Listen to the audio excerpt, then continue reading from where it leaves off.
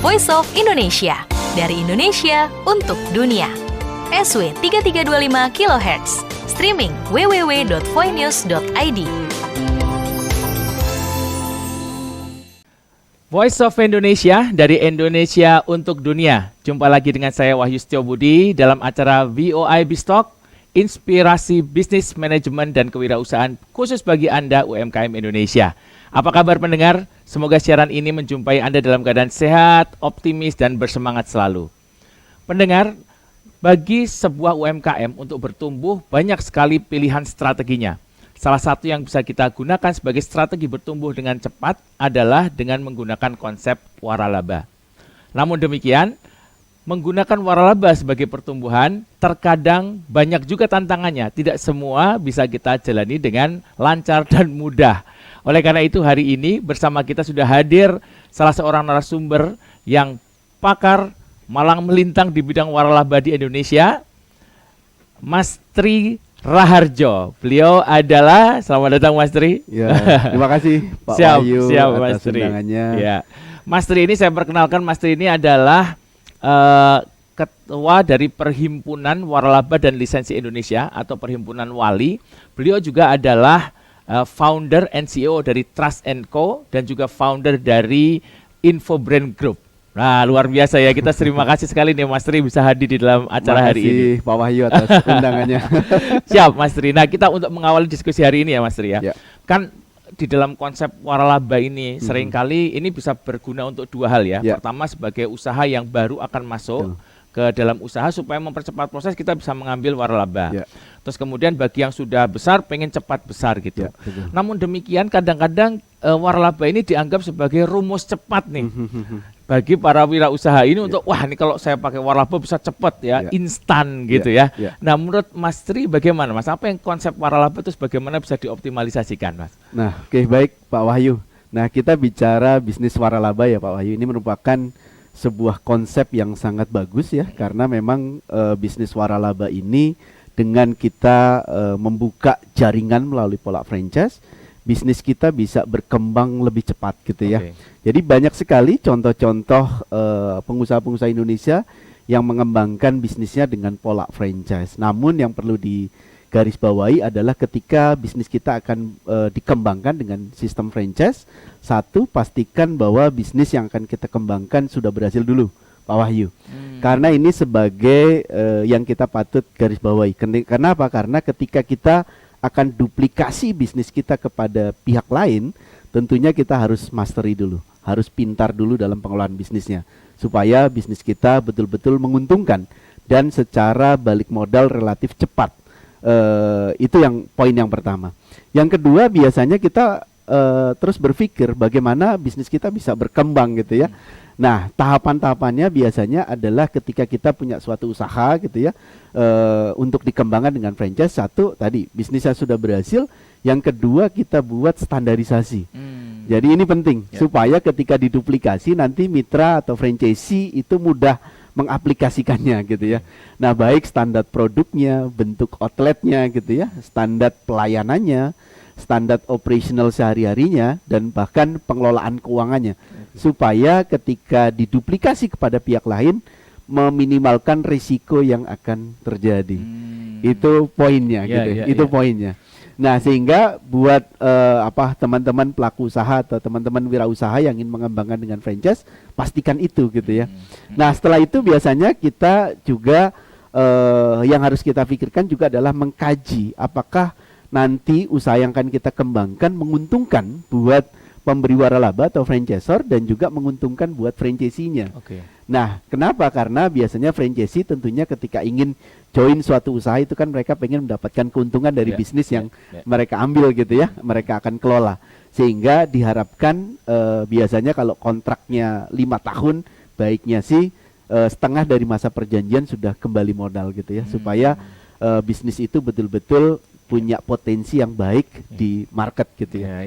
Itu Pak Wahyu. Jadi menarik nih Mas ya. Jadi esensi dari franchise itu sebenarnya adalah menduplikasi usaha gitu ya. Betul. Sehingga kalau kita memang aslinya solid, usahanya bagus, diduplikasi excellency-nya bagusnya itu. Tapi giliran ruwet usahanya menduplikasi keruwetan itu.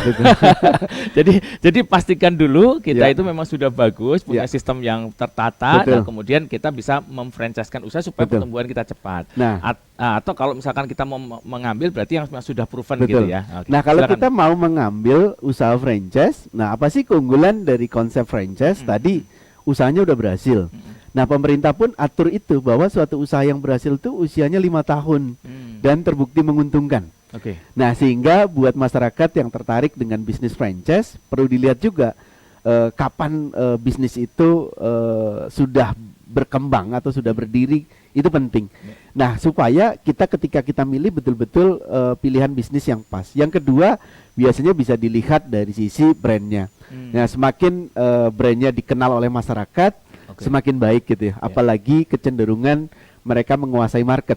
Nah, kalau saya sering sarankan untuk meminimalkan risiko, biasanya brand yang dipilih itu biasanya peringkat 1, 2, 3. Nah, kecenderungannya kenapa? Karena secara sustainability dari bisnis mereka sudah long life bisnis gitu ya. Yang kedua, jaringannya sudah ada di mana-mana. Masyarakat sudah mengenal dan produknya sudah laku di pasaran. Nah, ini penting karena membeli satu bisnis juga yang perlu diperhatikan adalah kita melihat produk atau jasanya. Nah, yang paling penting juga kita kunjungi nih Pak Wahyu. Jadi kunjungi ke outlet-outlet yang sudah berjalan. Jangan hanya ngelihat suatu pameran franchise, kita tertarik gitu ya.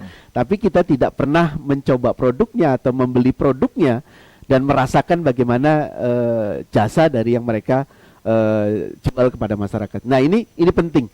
Jadi kita harus merasakan. Ketika kita believe itu menjadi poin penting. Jadi ketika kita sudah berkunjung ke suatu outlet, pelayanannya bagus, produknya oke gitu ya, dan secara outlet juga rame gitu ya, tidak hanya di satu titik tapi di berbagai titik juga bagus gitu ya, dan produknya standar. Ini penting sehingga kita menambah PD kita untuk mengambil suatu usaha tersebut gitu ya. Dan yang paling penting juga adalah manajemen dari bisnis franchise tersebut. Kenapa? Karena berbisnis franchise itu kesuksesannya dipengaruhi 2. Satu adalah pemberi waralabanya sebagai franchisor, kedua adalah mitranya atau penerima waralabanya. Nah, kalau franchisornya mensupport mitranya gitu ya, kalau ada kendala misalkan, omset turun, gimana solusinya gitu ya. Terus kalau karyawan keluar misalkan, bagaimana retrainingnya misalkan, itu kan mereka akan lakukan. Terus kalau terjadi kendala-kendala di outlet gitu ya, nah biasanya franchisor yang baik biasanya mereka punya suatu tim untuk memonitor, mengontrol, memastikan performance outlet itu berjalan secara baik. Tapi di era sekarang Pak Wahyu lebih dimudahkan ya. Kenapa? Karena sekarang dengan adanya point of sales yang berbasis cloud ya, sehingga kita bisa kontrol omset outlet titik A berapa sih gitu ya. Nah, stoknya seperti apa sih, kita bisa, performance dari bisnisnya kita bisa kontrol dengan digital itu, dengan digital bahkan real time. Nah, kalau franchisor kontrol seluruh jaringan bisnisnya dan dia punya struktur organisasi untuk mensupport seluruh jaringannya, itu akan lebih baik. Artinya apa? Itu salah satu langkah meminimalkan risiko-risiko yang akan terjadi. Iya. Nah, ini menarik sekali. Jadi kalau misalkan kita lihat dari nature-nya tadi, tidak ada yang namanya rumus cepat, rumus instan tuh nggak ada. Tetap ketika kita masuk kita juga harus melakukan tadi ya Mas ya, assessment. Betul. Bukan hanya percaya data yang disajikan aja. Namanya kecap tuh pasti nomor 1 ya. Betul. Jadi kalau franchisor tuh ngasih tahu segala macam, ini prospeknya nanti akan ini masih berupa potensi. Betul. Nah, kita perlu terjun langsung, lihat langsung, audit langsung, rasakan sendiri, kemudian tanyakan ini firm apa enggak, confidence atau tidak gitu ya. Itu penting. Ya. Mas Tri, ada enggak Mas contoh sukses ya dari waralaba di Indonesia yang tadinya itu, ini berarti kita punya 2 dimensi ya. Yang pertama sebagai kita usaha yang akan mengembangkan bisnis melalui waralaba atau yang ingin mengambil ya. Yang pertama kita coba lihat kalau kita punya bisnis bagus mau diwaralabakan. Ada contoh sukses nggak Mas yang sudah oke gitu ya? Kalau di Indonesia yang brand-brand lokal gitu ya Pak ya, brand nasional ini banyak sekali Pak contoh suksesnya gitu ya. Baik mereka mengembangkan dengan pola franchise atau pola kemitraan. Kenapa saya sebut itu? Jadi kalau ketika mereka menyebut bahwa mereka adalah waralaba atau franchise, mereka wajib memiliki surat tanda pendaftaran waralaba, Pak Wahyu. Nah, ketika mereka tidak punya surat tanda pendaftaran waralaba, biasanya mereka menyebutnya bisnisnya kemitraan gitu ya, Oh, atau gitu. business opportunity. Jadi itu Ini esensi bahasa hukumnya ya? Ya, bahasa hukumnya. Oh, Kenapa? tapi- Karena ini penting Pak Wahyu, karena masyarakat juga harus paham. Jadi kalau masyarakat yang tertarik ingin tertarik bisnis franchise, tanya sudah punya surat tanda pendaftaran waralaba nggak franchisornya? Itu satu indikasi yang mungkin awal yang kita perlu pertanyakan. Nah, biasanya contoh kalau dari Surabaya contoh ya, ada depo air minum isi ulang biru Pak Wahyu. Iya. Nah, itu dari Surabaya. Ya, Itu ya. brandnya sudah berkembang hingga 600 gerai lebih gitu ya. Bahkan Saya sudah dalam buka waktu di- berapa tahun, Mas Tri? Sudah hampir 20 tahunan ya. Iya. Sudah Ini 20 tahun. seingat saya juga menang dari beberapa kali lomba ya. Betul. Jadi lomba award tuh. Nah, memang mereka Biru ini salah satu secara brand awareness memang leading ya di antara pemain sejenis. Karena memang secara jaringan juga luas gitu ya, secara awareness dari brandnya juga baik gitu ya. Itu salah satu contoh. Kalau pemain yang skala kecil contoh mungkin ada brand Sabana Pak ya. Sabana. Brand Sabana. Wah, Nah, itu kan iya, pemain Ini apa? ayam skala favorit food kita, ayam favorit kita ya. Yaitu pemain fried chicken ya Pak ya. Ya. Itu juga sudah 10 tahun lebih di Indonesia, sudah berkembang ribuan gerai, dan itu juga salah satu contoh bisnis yang berkembang di Indonesia. Kalau bisnis yang lain mungkin kalau dari Jogja itu ada Apotika 24 gitu ya. Apotek 24 itu ya. Apotika 24 itu juga Ini sering kita dikembangkan lihat nih dengan- di mana-mana juga di dengan jalan-jalan ya franchise. kita lihat Betul. ya. Oke. Nah, kalau dari member Wali juga banyak juga Pak, ada Alfamart, ada Alfamart, Alfamidi gitu ya. Ya. Itu jaringannya sudah sangat Ya, luas, ini bahkan sudah raksasa-raksasa lah ekspansi di Indonesia ya. ke Filipina gitu ya. Oke. Alfamart ya. Itu mereka memang jaringan retail yang sangat besar ya. Nah, kalau pemain-pemain yang muncul banyak Pak, pemain muncul yang baru itu juga banyak. Jadi memang secara contoh banyak Pak. Ya. Oke. Oke, menarik sekali ini Bapak Ibu sekalian, pendengar-pendengar kita di VOI Bistok ya. Tadi sudah disampaikan banyak sekali contohnya dari waralaba yang sudah berhasil. Tadi ada Biru, gerai air minum, kemudian ada juga Sabana. Bapak Ibu sekalian, pendengar-pendengar ingin menjadi seperti ini, jangan kemana-mana, kita akan bahas lebih lanjut setelah lagu yang satu ini, lagu dari Alfi Fit Farhad, Bumi Terindah.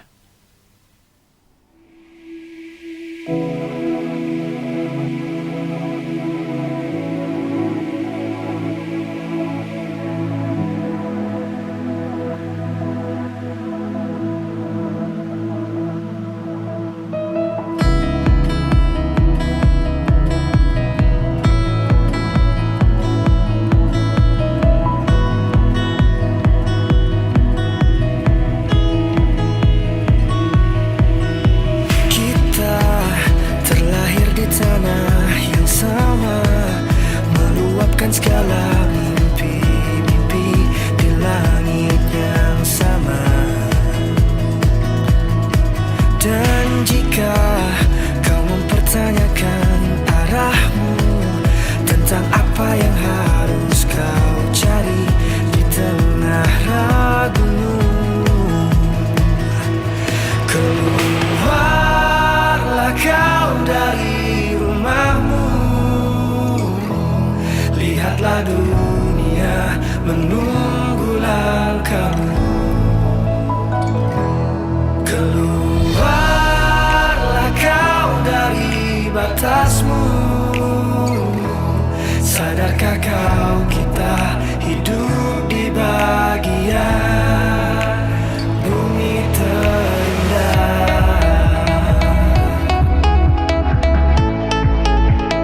Bumi terindah. Oh, bumi terindah.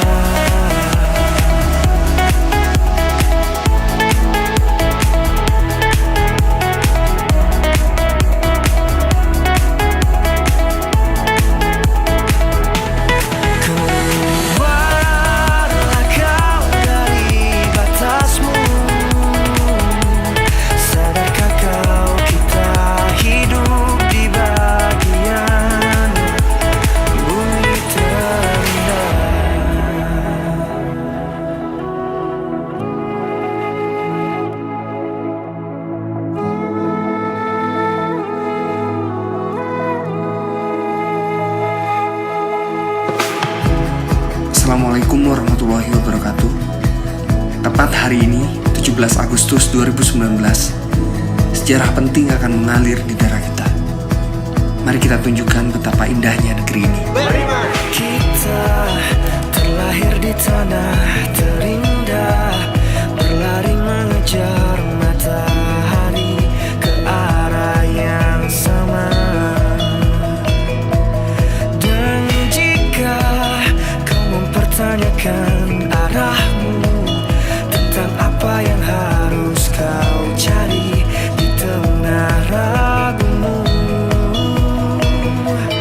keluarlah kau dari rumahmu, lihatlah dunia menunggu langkahmu. Keluarlah kau dari batasmu, sadarkah kau kita hidup di bagian bumi terindah.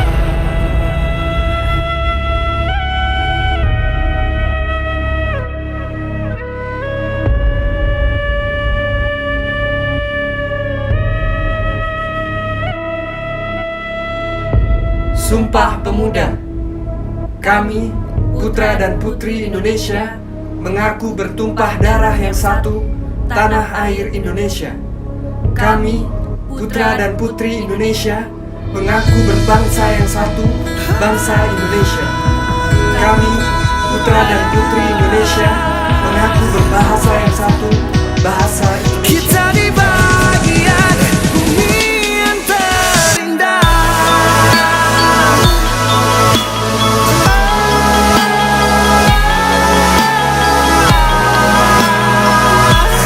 Kita di bagian bumi yang terindah.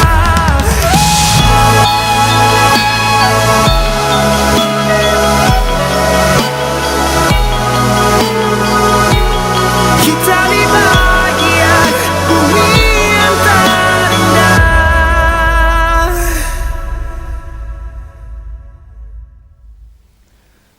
Voice of Indonesia dari Indonesia untuk Dunia. Jumpa lagi pendengar dengan saya Wahyu Setio Budi bersama dengan Mas Tri Raharjo, Ketua dari Perhimpunan Waralaba dan Lisensi Indonesia, founder dari Trust & Co, dan juga founder dari Info Brand Group.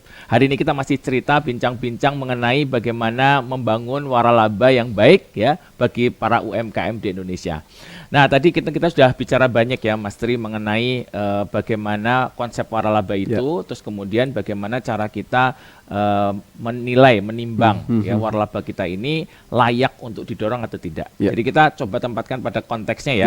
Kalau saya sebagai UMKM yang merasa sudah bagus nih performance-nya, laku ya, brandnya dikenal luas. Nah, terus kok growth-nya itu begini-begini aja. Saya mau mendongkrak omsetnya nih ya Mas Tri ya. Berarti cara berpikir saya adalah bagaimana bisnis saya ini bisa saya waralabakan. Nah, ketika dalam konteks seperti itu Mas Tri, bagaimana Mas? Apa yang harus saya lakukan Mas? Pertama memang memastikan bahwa bisnis yang akan kita duplikasi sudah siap. Nah, persiapan itu memang banyak hal ya. Satu, secara financial projection atau financial performance-nya memang menggembirakan. Artinya secara profit ini bagus gitu ya. Kedua, tingkat balik modalnya itu juga harusnya sih relatif lebih cepat gitu ya Pak ya. Jadi kenapa? Karena memang kontrak waralaba itu kan 5 tahun rata-rata. Adapun ada 6, ada 10, tapi rata-rata itu di angka 5. Nah, sebaiknya di setengah dari masa perjanjian kita sudah bisa buktikan bahwa kita sudah bisa balik modal. Itu penting. Nah, yang kedua tentunya kita harus bentuk tim nih Pak Wahyu. Bentuk tim manajemen yang akan mengembangkan bisnis franchise. Biasanya ada tim business development-nya. Nah, mereka bertugas untuk mencari calon franchisee atau calon mitra melalui berbagai konsep pendekatan. Biasanya pemasaran franchise itu satu melalui business matching. Jadi kita bisa buat semacam seminar peluang bisnis ya, semacam itu. Kita undang target audiens yang tepat gitu ya, sesuai dengan nilai investasi yang kita miliki. Itu penting. Nah, supaya tingkat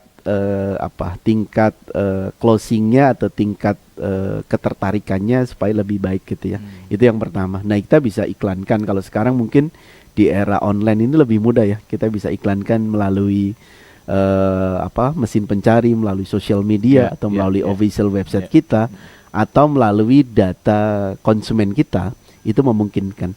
Nah, biasanya franchisor melakukan itu. Yang kedua adalah melalui pameran, Pak Wahyu. Melalui pameran itu menjadi salah satu sarana yang paling pas ya. Karena memang di antara strategi pemasaran dirasa pameran paling efektif untuk saat ini. Di antara strategi yang lain. Nah, pameran itu biasanya dilakukan di Jakarta atau di daerah. Nah, biasanya kita bisa menyewa suatu booth di suatu pameran, kita persiapkan betul, mulai dari penawaran peluang bisnisnya gitu ya, atau penawaran franchise-nya, terus formulir calon franchisee gitu ya. Terus biasanya kalau tertarik pun kita sudah harus plan sampai titik-titik lokasi yang akan kita buka, Pak Wahyu. Karena jangan sampai calon wirausaha yang tertarik franchise itu mereka sudah interest, sudah punya uang gitu ya, mereka juga sudah riset gitu ya, tinggal lokasi gitu. Nah, lokasi ini perlu kecepatan juga dalam melakukan survei nanti. Nah, biasanya ada tim survei yang nanti akan cek lokasinya apakah layak atau tidak. Nah, itu penting. Jadi melakukan studi kelayakan bisnis. Jadi mereka akan cek langsung di lokasi. Itu penting. Biasanya franchisor ketika akan melakukan ekspansi itu mereka sudah mapping target pengembangan itu kota mana saja gitu ya. Terus titik lokasinya itu di jalan mana saja. Mereka sudah mapping. Termasuk harga sewanya itu berapa gitu ya. Terus itu mereka mapping sampai ke sana. Ketika kita sudah siap sampai ke sana itu akan lebih bagus. Nah, kalau kita bisnisnya bisnis makanan, baiknya ada tester ya. Jadi kita buka stand tapi ada tester, karena orang pasti percayanya terhadap produk terlebih dahulu. Oke, brandnya tahu gitu ya, tapi begitu belum nyoba produknya belum yakin gitu ya. Sehingga baiknya sudah ada testernya.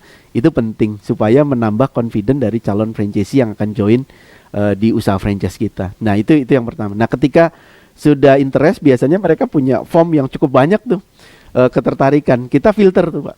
Kenapa? Kunci bisnis franchise berkembang adalah seleksi calon franchisee-nya. Kenapa? Karena harus menyamakan visi, misi, kalau saya sebut ya satu frekuensi lah ya, untuk mengembangkan usaha yang sama di tempat lain gitu ya. Nah, ketika cocok gitu ya, biasanya ada proses interview tuh, Pak Wahyu. Ada proses interview. Iya, ada interview. Bahkan kalau pemain besar, Pak Wahyu, kalau kita ambil franchise dari luar, itu rekening koran kita sampaikan. Jadi kita itu siapa kita sampaikan. Itu sangat detail, sangat rinci. Bahkan ada pakai psikotes segala. Jadi iya. Jadi kenapa kalau pemain yang memang sangat selektif sampai ke sana terhadap calon franchisee atau calon mitra mereka. Bahkan ya ibarat mau kerjasama dalam ya, mau kerjasama ya. Nah, orang ngomong itu kerjasama franchise itu kayak pilihan memilih pasangan hidup gitu ya. Jadi kan kita kalau di Jawa tuh bibit, bebet, bobot gitu ya. Cuma ini bedanya bisa banyak ya. Ya ini banyak gitu kan. Nah, ini artinya kita betul-betul seleksi. Nah, ketika seleksinya bagus gitu ya, kan orang punya uang saja tidak cukup. Karena punya uang, dia mau aktif kelola misalnya. Kalau kebetulan tipe franchise yang kita kembangkan adalah meminta franchisee-nya untuk aktif. Artinya sebagai pemilik dia mengoperate bisnisnya, dia kontrol bisnisnya supaya tingkat keberhasilannya lebih tinggi. Itu biasanya diseleksi di awal. Nah, ketika sudah tahapannya biasanya perjanjian kontraknya itu kita juga harus siapkan gitu ya. Terus nanti pendampingan dan juga persiapan sebelum outlet dibuka. Jadi mulai dari, jadi mitigasi risikonya itu Pak Wahyu, satu dari lokasi. Yang kedua dari calon franchisee-nya gitu ya, bahwa betul-betul yang bagus lah gitu ya. Yang ketiga adalah tentunya SDM yang akan kita rekrut gitu ya. Nah, jangan sampai salah rekrut gitu kan. Ini kan cost ya Pak ya. Ini kan cost supaya betul-betul SDM yang kita rekrut bagus. Nah, ketika itu baru ada proses training, Pak. Nah, training itu biasanya ada yang 1 bulan. Training itu langsung di kelas atau langsung praktek di outlet yang sudah berjalan. Nah, training keseluruhan Pak, dirasa sudah bisa, baru nanti outletnya disiapkan Pak. Kalau butuh kontraktor ya kontraktornya nanti men-setup itu gitu ya. Biasanya sih disiapkan tuh dari franchisornya, kontraktornya. Karena biasanya franchisee pengen lebih mudah ya. Ya. Jadi buka outlet itu cepat gitu ya. Ya. Jadi itu di setup outletnya, terus karyawannya di training, peralatannya di setup semuanya ready. Begitu sebelum pembukaan itu ada namanya pendampingan usaha, Pak. Oke. Pendampingan itu biasanya sebelum dan sesudah. Nah, sebelum pembukaan itu biasanya 2 minggu atau 1 minggu itu mendetailkan di checklist itu, Pak. Secara keseluruhan sudah beres atau belum gitu ya. Ketika sudah pada hari dibuka, nah itu biasanya juga ada doa tuh, Pak. Itu penting, Pak. Karena usaha itu kita, kalau saya mengimani bahwa kita sebagai manusia itu kan berusaha semaksimal mungkin. Tapi tetap doa itu sangat penting gitu ya. Kita minta pada yang punya rezeki gitu ya. Nah, kita biasanya franchisor pun melakukan gitu, Pak. Ada doa tuh. Bagi yang muslim ya mengikuti muslim, bagi non muslim sesuai dengan kepercayaannya masing-masing. Dan setelah itu buka outlet, Pak. Di outlet biasanya masih gampang kan, Pak, masih canggung ya. Karena belum rutin ya. Belum rutin tuh. Itu masih ada pendampingan, Pak.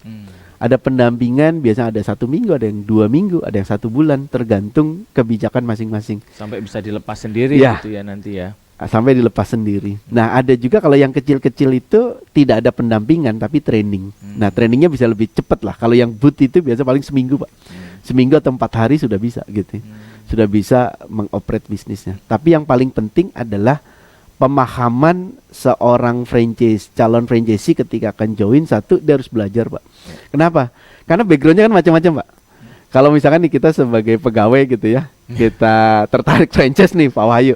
Nah, background kita mungkin ada yang backgroundnya dari marketing, ada yang backgroundnya di service, ada yang backgroundnya di administrasi, ada yang backgroundnya di keuangan, ada goreng ayam. Iya kan? Ya.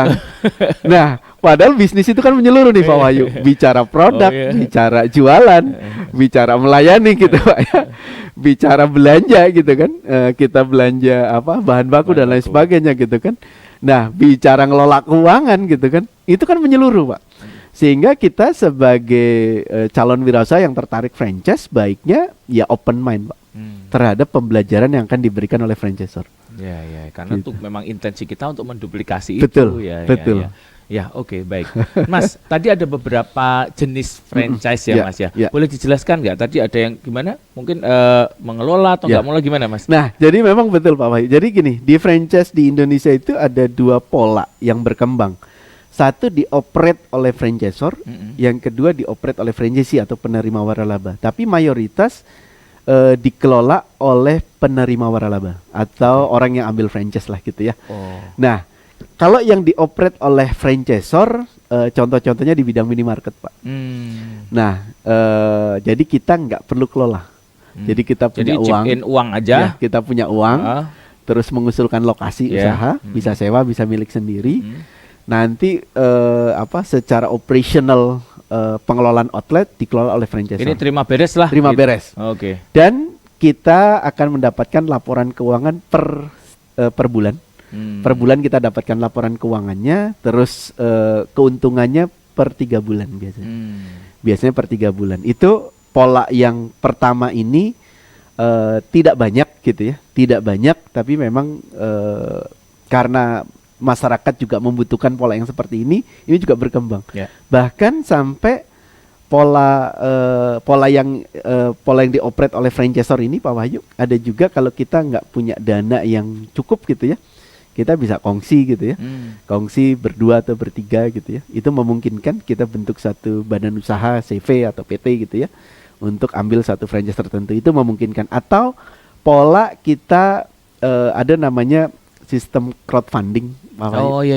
Ya, ada beberapa platform yang kerjasama dengan bisnis franchise gitu ya. Misalkan kita ambil franchise minimarket tertentu, tapi kita nggak punya uang senilai katakanlah 500 atau 700 juta. Nah, kita bisa join yang konsep crowdfunding. Itu memungkinkan. Tapi ini juga dikelola oleh pihak pemberi waralaba. Nah, pola kedua adalah dikelola oleh mitranya atau oleh franchisee-nya.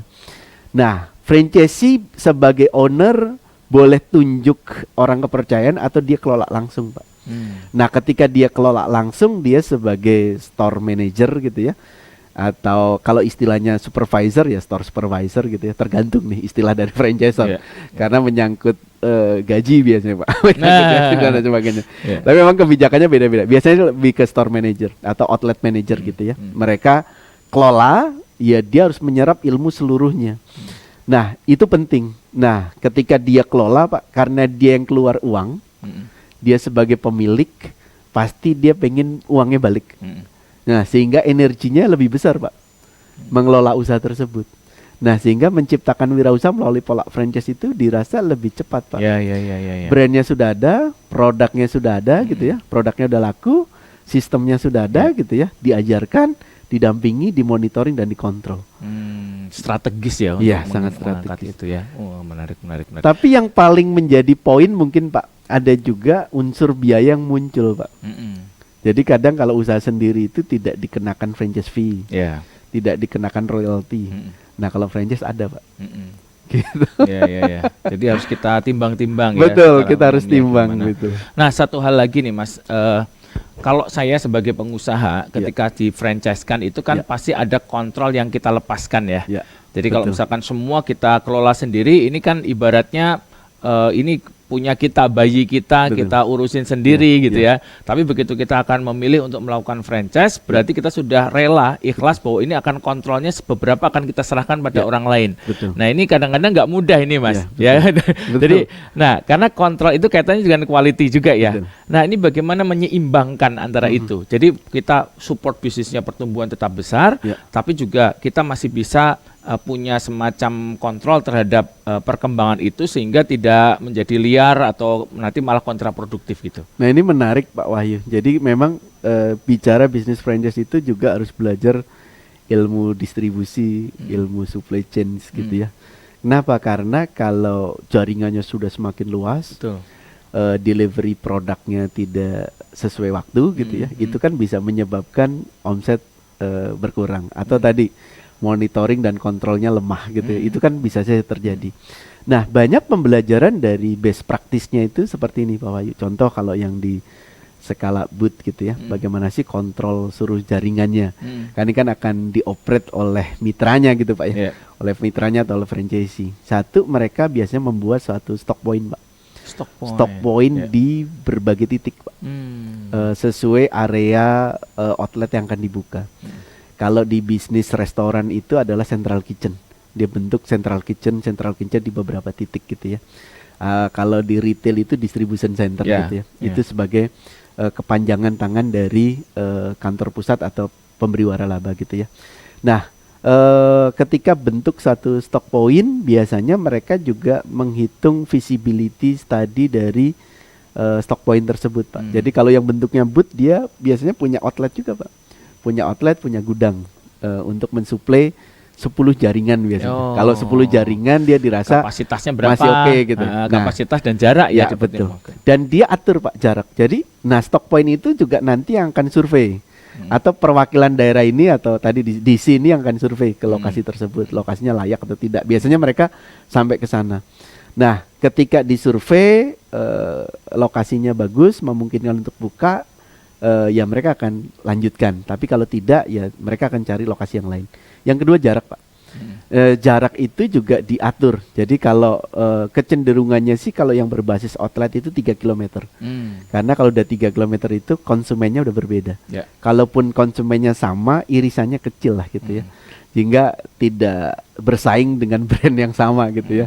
Diharapkannya itu. Karena kalau berdekatan kemungkinan potensinya persaingan antar brand Pak. Nah kecuali di sektor minimarket nih memang agak dekat ya. Sekitar 100 meteran gitu. Jadi mereka secara teritorinya itu dekat gitu ya. Nah itu yang mereka lakukan. Jadi mereka punya kepanjangan tangan di berbagai daerah. Itu yang pertama Pak.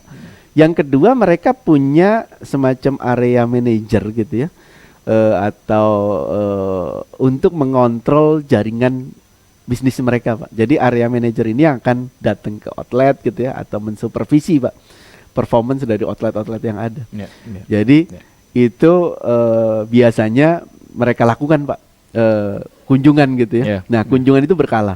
Kalau yang jauh mungkin setahun 2 kali atau setahun sekali. Atau bahkan kalau dari luar negeri itu supportingnya online Pak. supportingnya online. Termasuk misalkan ngasih materi promosi Iya, gitu iya, ya. iya. Dalam bentuk untuk konten di sosial media atau konten-konten tertentu itu secara online. Iya, iya. Nah, kalau sekarang kan kalau yang kita kontrol bisnis kita itu kan bisa berbasis tadi cloud, Pak. Jadi outlet A omsetnya berapa, untungnya seperti apa gitu ya. Atau cost-nya terlalu tinggi. Kadang sebenarnya kejadian-kejadian di lapangan itu adalah franchisee kadang adaptasi di pengelolaan keuangan, Pak. Itu juga penting, Pak. iya. Bisnisnya bagus, Pak, kadang, Pak. Penjualannya bagus. Tapi profitnya kecil. Begitu dicek, oh ternyata HPP-nya Masih melebihi tinggi. ya, Standar. melebihi standar. Misalnya HPP-nya tadinya 45%, dia sampai 50%. Berarti kan ada 5% Ya. yang masuk ke Ya. ke bahan baku Ya. jadinya. Nah, itu contoh-contoh. Jadi harus ada monitoring Nah, itu juga. dievaluasi, Pak. Ya, Itu ya. dievaluasi. Wah, menarik sekali ini para pendengar ya. Kita sudah banyak membahas, ternyata di dalam detailsnya itu juga banyak sekali yang perlu kita pelajari ya. Betul. Nanti kita di sesi kedua akan masuk lebih dalam mengenai bagaimana peran dari perhimpunan waralaba dan lisensi di dalam konsep pemasyarakatan waralaba di Indonesia ya. Sebelumnya kita akan saksikan dulu lagu dari Once Fit Shakira, Taklukkan Dunia.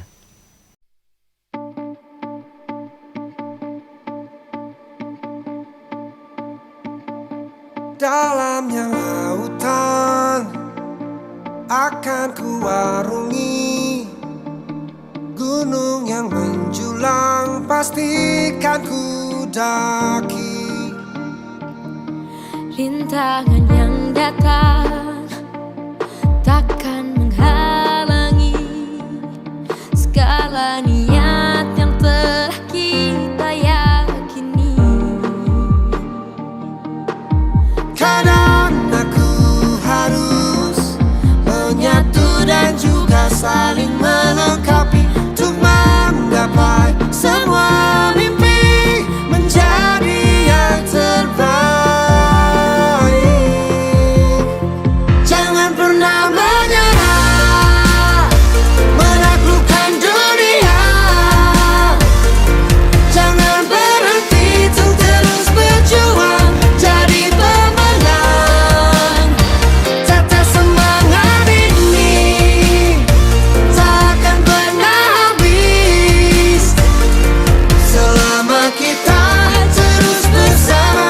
Meski berbeda, kita pasti bisa.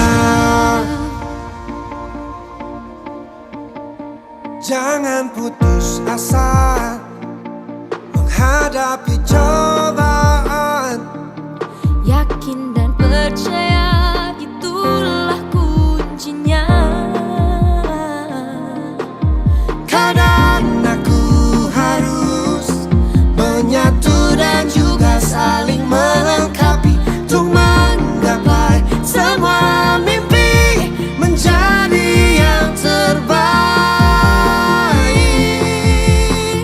Jangan pernah menyerah.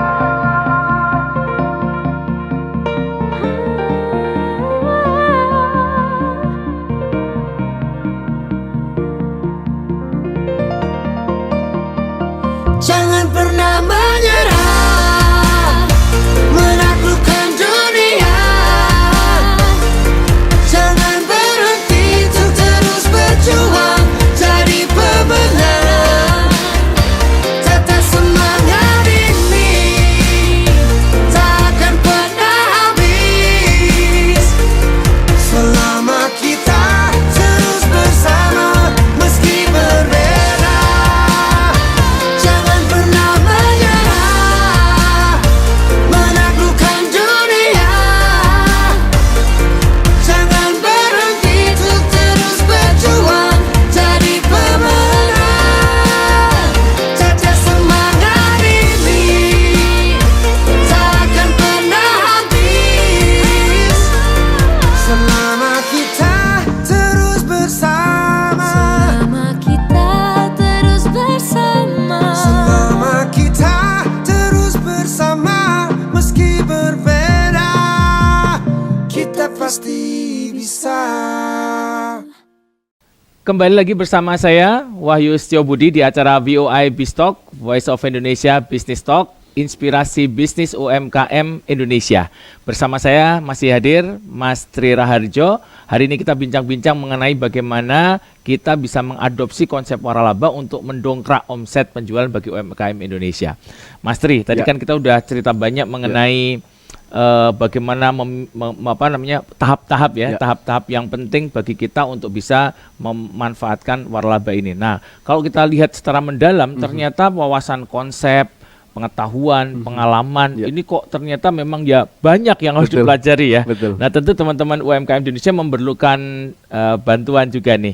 Nah, kira-kira peran Perhimpunan Waralaba dan Lisensi Indonesia ini seperti apa, Mas? Dan mengapa dia didirikan sampai sekarang ini, Mas? Oke, baik. Nah, Perhimpunan Wali ini sudah berdiri 17 tahun. Oh, 17 lama juga ya? Sudah lama, Pak. Luar biasa. Jadi sudah 17 tahun kita punya visi misi untuk mengembangkan industri franchise di Indonesia dan lisensi, Pak, termasuk kemitraan. Nah, kenapa? Karena memang banyak sekali UMKM yang mau berkembang, tapi mereka memerlukan wadah ya, Pak ya. Wadah untuk sharing, untuk berbagi, untuk belajar, dan untuk jaringan gitu ya. Itu mereka perlukan. Sehingga kita fasilitasi, Pak Wahyu. Nah, saya sebagai ketua umum itu dari tahun Desember 2019. Nah, begitu jadi ketua umum terkena pandemi nih, Pak Wahyu. Terkena pandemi 2020 menantang. Ya? Nah, salah satu kegiatan yang kami lakukan waktu itu ketika pandemi hadir gitu, Pak ya. Kami membuat webinar series, Pak, secara online gitu ya, dengan berbagai tema. Karena kita melakukan mitigasi risiko-risiko yang akan muncul dari dampak pandemi, Pak. Salah satunya adalah misalkan risiko terkait penurunan penjualan, risiko hukum gitu ya, risiko SDM gitu ya, risiko-risiko yang lain, termasuk bagaimana kita memasarkan secara online. Sehingga Wali hadir untuk memberikan edukasi kepada masyarakat sepanjang di tahun 2020 itu, Pak. Kita webinar series. Ada 2000 audiens, Pak, yang kita berhasil galang dan juga mereka mengikuti kegiatan webinar series kita. Itu yang pertama di tahun 2020. Terus tidak hanya sampai di situ, tapi masuk ke tahun 2021 kita melakukan survei juga, Pak, terhadap dampak dari pandemi ini. Berapa persen sih kena dampak dari pelaku usaha ini? Ternyata karena mayoritas ini kan offline, Pak ya, offline store ya, sehingga 90% itu terkena dampak, Pak. Jadi 10% tidak terkena dampak. Nah, yang terkena dampak tentunya kita berikan pemahaman-pemahaman yang tepat gitu ya. Itu yang kita lakukan, termasuk kita kemarin di tahun lalu gitu ya, kita kerjasama dengan teman-teman di asosiasi yang lain dan juga dengan government, Pak, membuat kegiatan namanya Business Festival. Itu kegiatan untuk mendorong penjualan transaksi di seluruh jaringan outlet franchise yang kerjasama di kegiatan tersebut gitu ya. Nah, itu kita lakukan, Pak. Jadi lebih ke festival belanja lah ya, gitu kita lakukan untuk menaikkan penjualan dari dampak pandemi. Terus kita fasilitasi juga dengan Kementerian Perdagangan adalah stand, Pak. Jadi kita berikan, kenapa? Karena problem dari ketika pandemik itu ada dua faktor. Penjualan yang menurun di jaringan bisnis, yang kedua adalah pertumbuhan yang melambat. Pertumbuhan pembukaan outlet. Nah, sehingga kita fasilitasi di dua hal itu. Kita fasilitasi di dua hal itu, dan ini mereka merasakan manfaat dari apa yang kita lakukan. Nah, tidak hanya sampai di situ, Pak, tapi setiap tahun kita menyelenggarakan pameran Franchise and License Expo dalam rangka memasarkan bisnis franchise di Indonesia. Dan juga kita ada pameran di Jakarta Convention Center nih, Pak. Nah, ini pameran yang ke-19 kali nanti hari Jumat ini, Pak. Nah, ini pas sekali ya. Pas sekali buat teman-teman yang di Expo Indonesia. Ini nanti akan ada pameran Franchise and License Expo Indonesia. Ini tanggal berapa, Mas Tri? Tanggal 18 hingga 20 November. 18 sampai 20 November 2022 di Jakarta Convention Center. Wah, ini teman-teman sekalian bisa ikut langsung ya. Nanti kita bisa lihat langsung. Rame-rame bisa datang ke sana ya, Mas Tri ya. Betul. Nah, kita ada apa aja itu, Mas, di sana kita menampilkan selain pameran waralaba, Pak, menghadirkan juga brand license, Pak. Jadi ada brand license dari global yang kita hadirkan, sehingga masyarakat yang membutuhkan lisensi-lisensi itu bisa hadir, dan juga opportunity bisnis baik franchise atau kemitraan bisa hadir dari mulai modal yang ringan gitu ya, tidak terlalu tinggi, puluhan masih gitu ya, puluhan juta, sampai yang miliaran ada. Jadi kita bisa pilih, pilihannya banyak. Pilihannya banyak. Jadi jadikan etalase gitu ya, Mas Betul. Tri ya. Jadi kita datang ke sana, kita coba lihat-lihat, pilih-pilih mana yang bagus gitu ya. Bisa kita pilih. Nah, kita ada, ini memasuki pameran ke-19 kali nih, 19 Pak. ya. 19 kali. Nah, tahun ini Konsisten kita ya, bikin teman-teman 2 ya. kali kegiatan. Nah, selain pameran kita punya webinar peluang bisnis, Pak. Jadi kita juga fasilitasi member dengan webinar peluang bisnis di tahun ini gitu. Jadi kita undang secara virtual, mereka mempresentasikan bisnisnya. Kita undang juga calon investor yang tertarik atau calon franchisee yang tertarik dengan bisnis franchise di dalam virtual. Itu kita lakukan juga. Dan juga kita ada namanya Wali Group Discussion, Pak. Jadi itu hampir setiap bulan kita adakan. Jadi membahas tren terupdate, Pak, perkembangan bisnis gitu ya. Kalau sekarang misalkan ya resesi gitu, Pak ya, bagaimana sih antisipasinya kalau terjadi gitu ya. Nah, itu juga bagaimana cara mindsetnya gitu ya. Terus pengendalian jaringannya dan lain sebagainya, kita biasa berikan edukasi itu. Ini di website ada ya, jadi kita tinggal browsing aja. Jadi nanti akses di perhimpunanwali.com atau akses di Instagram @perhimpunanwali. Wah, menarik sekali nih Mas Tri ya pembahasannya. Para pendengar sekalian, kita sudah kupas banyak hal ya tadi terkait dengan bisnis franchise di Indonesia ya. Teman-teman sekalian, kalau kita lihat dari beberapa hal yang sudah sampaikan Mas Tri tadi, nomor satu kalau kita pengen mengembangkan usaha, mendongkrak usaha kita menjadi bisnis wirausaha yang sukses, nomor satu adalah mindset dulu ya. Mindset bahwa kita ingin bertumbuh. Yang kedua, tidak hanya sekedar bertumbuh, tapi bertumbuhnya harus bertumbuh bersama gitu ya, memberikan manfaat kepada banyak partner kita, karena ini konsepnya adalah bersama-sama mendorong pertumbuhan secara bersama, collective growth gitu ya, sehingga kita harus mindsetnya adalah semua harus bisa bertumbuh bersama. Nah, kemudian setelah itu kita perlu menata bisnis dulu, membuat SOP yang baik, kemudian kita bisa firm diri kita untuk kemudian kita bisa masuk ke dalam bisnis waralaba yang baik. Nah, teman-teman, bagi Anda yang tertarik, nanti tanggal 18 hingga 20 November akan ada franchise dan lisensi expo ya di Convention Hall ya, di Jakarta Convention CHCC. Nanti kita bisa rame-rame ke sana untuk kemudian bisa mendalami lebih lanjut.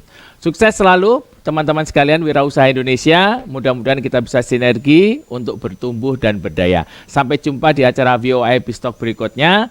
Tetap semangat, tetap optimis, dan kita bisa bersama-sama membangun UMKM Indonesia yang lebih makmur dan berdaya. Voice of Indonesia, dari Indonesia untuk dunia. SW 3325 kHz, streaming www.voinews.id.